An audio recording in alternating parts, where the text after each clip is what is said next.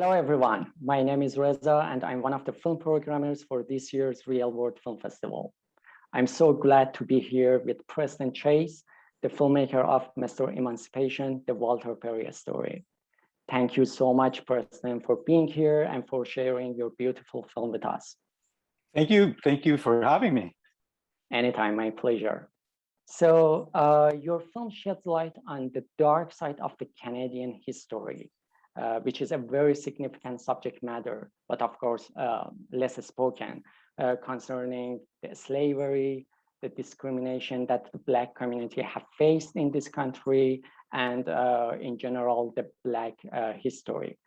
And as far as I know, you are a high school teacher, and Yes, I am. once you said that the making a film was the last thing you expected to do in your life.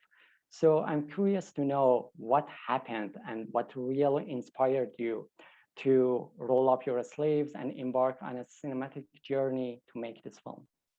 I think the first thing is I love making this joke because I think of that the fictive place in Black Panther called Wakanda, where in my case, it's or in many of our cases, it's more Canada, because people have no idea we've been here for 5, 6, 7, 8, 9, 10 generations.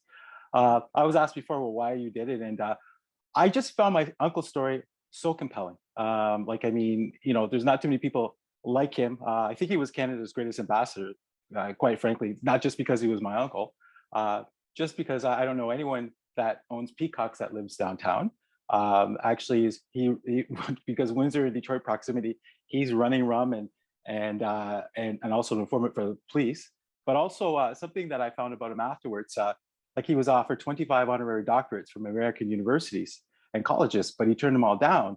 Why? Is because my Uncle Roy, his younger brother, they looked a lot alike, and he was a dentist. And he just felt that 2 Dr. Perrys in the community would cause too much confusion. So just in itself, that story of him is just like, he was just bigger than life. And then, like I said, my second reason for doing it is just to bring greater awareness, to my community. As former CBC reporter Lynn Robinson said, it's a love letter to my community. And it's one that I just wanted to make sure I did properly. I'm from there. And a lot of people can't say they had the experience of growing up in an all Black community like I did. And then on top of that, just living right next door to the United States, which was huge. And also to showcase, just making sure I catch the elders. Like, there's probably about 6 or 7 people thus far that have died since I actually made this film. So I wanted to make sure that I really captured them and let them tell their story. That was key. And just the history. Like, I mean, you see Elise Harding Davis, who's there in the film. She's actually a pillar in the community, but her descendant is that of General Lee, like from the Confederate Army. You see Spider Jones, who's from the Toronto area. Spider, well, he's from the Windsor area, but Spider's people were around during the Nate Turner riots in Virginia. And then my own family, my Aunt Nancy, we're Parkers. We're descendants of William Parker of Christiana riots in Pennsylvania, and who ended up staying, him and my grandmother stayed with Frederick Douglass, and that's what brought us to Canada. So I just, people, like, again, don't, I always take offense when people always ask, well, where are you from? It should never be where are you from, but what is your story? Because oftentimes the people that have asked me that have only been in Canada for a generation or two. But when they just always look at the color of your skin, they just always assume. And so I wanted this story but I also wanted to tell a story which was like my uncle's event. It's just like bring all cultures together. And it's reflected in the different film festivals it's been to around the world, really. Did your career as a teacher actually helped you or pushed you to do this film and preserve this rich history of Black community? It did. A lot. I I was teaching English for years, and I've been in special education now for like the last 6 years. I like to challenge my students and actually like the film's like that, a lot like that as well. When it's serious, you get serious, but then to make them laugh, so they become engaged. So I think that just comes naturally in the classroom. And I, like even last year, I think of my students, all 16 of them at home, for the last 2.5 months.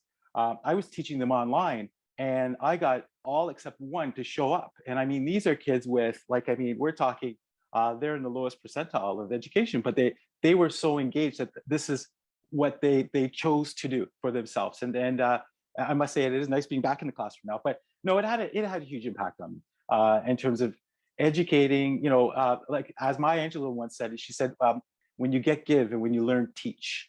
And that's exactly what I wanted to pass off through this film. Mm, great, amazing. And what I really love about your film actually is, I mean, it's not the Walter Perry story is the bedrock of your film, but you go beyond that, and so much information are unfolded about the Black history in this film. But uh, how could you manage actually to keep them easy to follow, and actually because these are different sequences, but they are in line with each other, and I'm wondering how could you manage that to keep them easy to follow, and also I mean in line with what you intended to say. I think it's just my uncle's life.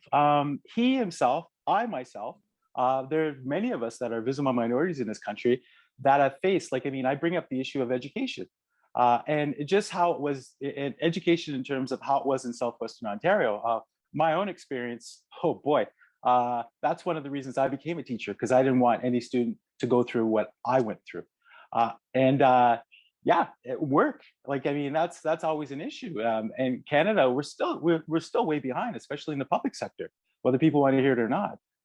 The private sector reflects more of that 16% or 17% of visible minority population that exists here than the public sector. And that's been something that's been going on for quite a while. And in the sense of Windsor, it was like really nice to catch my godmother, she had just passed. But at 97, she used to tell me stories all the time. But most of the community, thank goodness, we had the United States of America right next door. If not, then you know, there would be a higher unemployment rate. Like, and that's the thing, is what we go to the same schools in this country, which I pointed out in the film. And but yet, once we get to the place where it's like, oh, you can get a paying job, then all of a sudden the rules change. It's like that guy that I was with on the football team is like, oh, well, you only got the job because you were Black. No, it's like, no, it's like, it's incredible. We like to take the America experience and apply it into Canada, which does not apply. And you can see that reflected in just the different cultures that we hang around with socially, and or even that I've married into our family. It is a completely different experience. And I really wanted to show, and also I did want to show too, is like what we as Black Canadians gave Black America, not what Black America gave us. And I wanted to, I just wanted to highlight those different experiences. But yet at the same time, it's that it was everything that was going on in the United States at that time. I was just following my uncle's timeline. That's really all I was doing. And even towards the end, where you saw exactly, you know, what happened to him as well. And then it's like, you know, the powers that be, the system itself, actually will try to stop you from doing or accomplishing the things that you want to. So yeah. And I also, oh, last, I really just want to show and everyone in Nova Scotia and also Southwestern Ontario and like little pockets across Canada that will relate to, I wanted to show that Black Canadian, the passive aggressiveness that we have to survive here. So. Great, amazing. And speaking of the United States, your film, the subject of your film is 100% Canadian, but I realized that your film has been screened at so many festivals in the United States rather than its home in Canada. So, what do you think?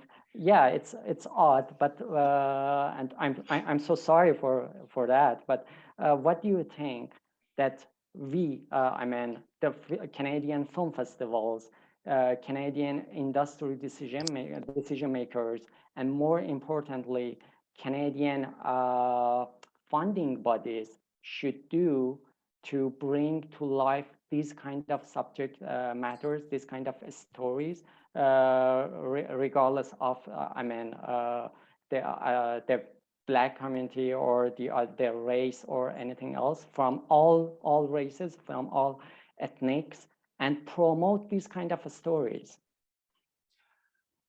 Honestly, well, it's so funny. Well, I'm in your festival and you guys are on the soil, and I thank you again. But yeah, I think it's a fear, but I can't really say that because my film has not gotten into any Black film festivals in Canada as well, which I know the director Silverway was shocked when she heard that. But I think a lot of it is people just don't know they don't know. And I don't want to call it racism because like a lot of people that have been here, the majority of like the Canadians as we look at, and the ones that are in the mainstream, they've only been in Canada for maybe 2, 3, 4 generations, right?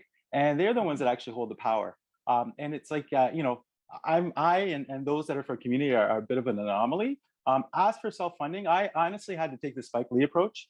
I drove around in a 22-year-old Honda Accord, which had no heat, and just actually cashed in my RSPs because I knew deep down inside no one wanted this. When I pitched it a long time ago, it was like, oh, you got to change this, you got to change that, and I'm like going, no, you have the state of the story, and it's like everybody wants to put a spin on something which is there, and it's sad, but I really think that people just don't know they don't know, and a lot of it is fear. I like just the yeah, I like the film. I'm proud to say has been on both sides of South Africa, and they went crazy over it, and I'm like going okay. And but I will be honest with you, when I started on this journey, I said if I get into 2 film festivals, I didn't care where, I would be happy. But it's 40 some odd festivals right now, and I can't even believe I imagine the awards and everything else. Like I mean, but again, it's like someone asked me, it's like, are you upset that you can't go to the festivals? And I'm really not. Just from the fact that I didn't do this for me, I did it for the community, and because that's what my uncle would want to have done as well. And so yeah, but I really think it is just the fear of just people not knowing they don't know. I really appreciate your attitude. So apart from film festivals, have you ever screened your film at any libraries in Ontario, in Canada, or any schools with younger generation? Because I'm wondering what would be their reaction to your film, because uh, all of the interviewees in your film belong to a generation that if we lose them, we can't do anything. We can't preserve that rich history.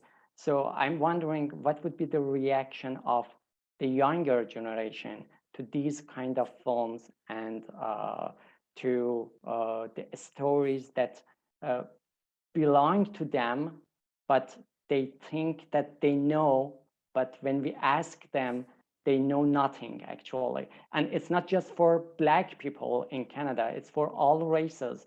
For I mean, it's a general issue, not just for one race or another. Absolutely, agreed.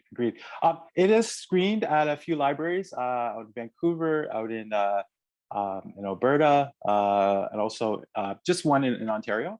And then it also has been shown at universities, well, in New South Wales University in Australia, and 2 school boards, the Upper Canada School Board and the Catholic School Board. So they showed their students, and the feedback was phenomenal. And they like everyone else, they're shocked that because no one, and I always get, we didn't know, and really that doesn't surprise me at all. It's like, but that's one of the reasons why I did it, and it wasn't for the shock value, because I was even shocked to discover a lot of the things that that actually ended up coming out of the movie, and that's what I enjoy about it.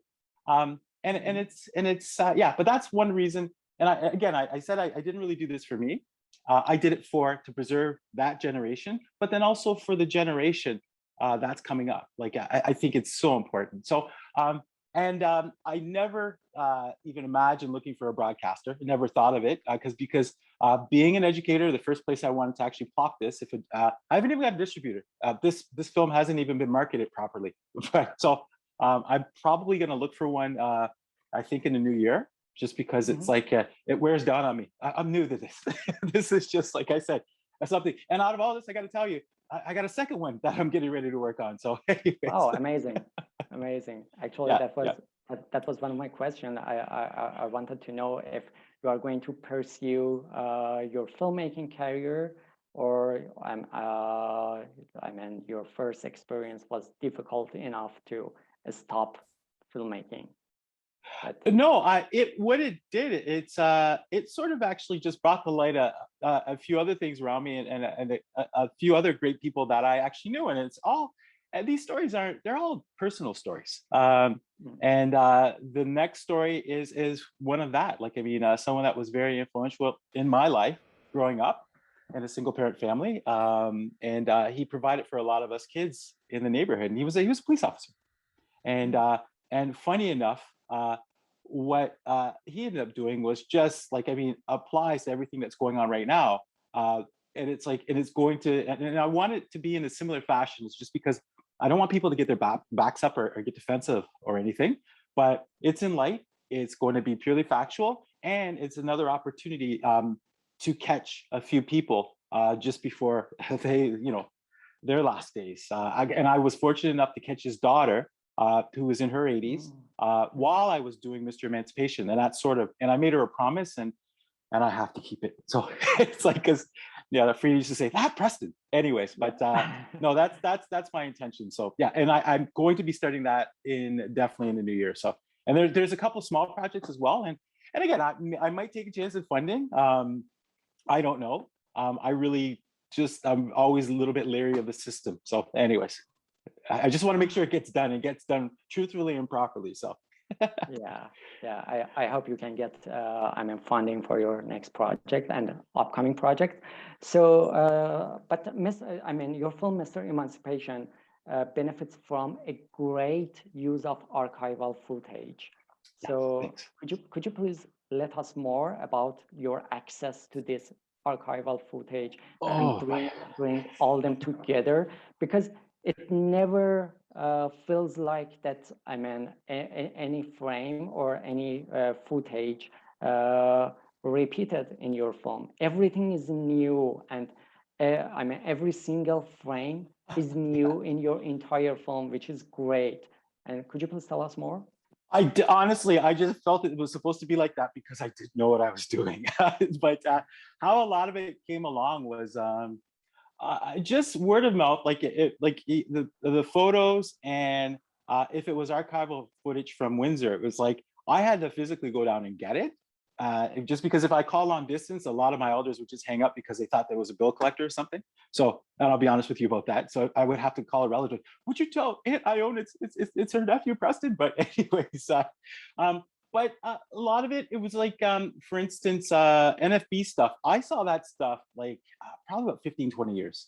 And so I didn't know how that was going to fit in, but it just naturally did, because Uncle Walt uh, knew all of those folks because everybody knew each other from that community. Then I stumbled on the CBC of my uncle, and that was beautiful. The way Eleanor Roosevelt, that quote, I just like that. That's amazing. So that was great to find. And then yeah, I just, and then I just picked out of Shutterstock, and everything just applied, and then I did end up going back and getting a re-edit, and that's where you see that I have sponsors at the end now. They gave me a bit of money where I can get the rights for music of the Supremes, and then I added in like the Republican National Convention, and everything else that just happened to naturally apply, and then pictures. Like for instance, the North Buxton Museum ended up giving me Civil War vets, and I'm like, well, why did you give me Civil War vets? I don't need these. And now you see them in the film, and I think that's one of the things, just taking my time, and then also a lot of the pictures where they just all fell naturally into place, and I left a lot off the table as well. That was given to me. There are a few more dignitaries that I could have put in there, but I just didn't want to take anything away from the storyline and the flow. Oh, sorry, going back to John. John culturally, like, I mean, he was born in England, and him and I would clash. We'd butt heads at different sections. And that one Martin Luther King section, he's like, he was actually, questioning me, and it's like, what are you trying to say? What are you trying to say here? And I think that really helped out in terms of the universality of making sure that, we laugh when we put the one scene together, talking about the beauty pageant. Him and I were in hysterics. And I figured if we're both laughing, then everyone else is going to laugh. And that's exactly what we were able to find. So, yeah. Yeah, and the Windsor Amazing. Star, I have to mention the Windsor Star was extremely helpful, and I really thank them for all the help in archives that they've given me as well. So yeah, and a few Amazing. museums in the neighborhood. So Yeah, great, yeah, great. yeah. And unfortunately, we don't have more time actually to continue this conversation. So is there anything else that I didn't ask, or any thank you to your crew, to your team that you would like to say now? Well, they like, I mean, I thank them all the time. And actually, and even I have that huge thank you section because I didn't want to leave out anyone's name. And what I do, I'm most proud of this film in Southwestern Ontario. When you watch it, everyone is related to someone in it. So I made sure I didn't leave anyone out. So, but again, I just want to thank you guys so much for actually just showing this and just sharing this. I'm so excited that it's on Canadian soil. Thank you. Thank you so much for sharing this beautiful film with the Real World Film Festival. So unfortunately, we can't continue No this worries. conversation. So I really hope that everyone enjoyed this conversation as well the film, as well as the film itself. And if you enjoyed this film, please make sure to check out our website, realworld.ca, for more information regarding our festival and year-round programs. And if you identify yourself as a BIPOC artist, Black, Indigenous, or people of color artist, please make sure to join our Access Real World platform. Thank you so much. Take care.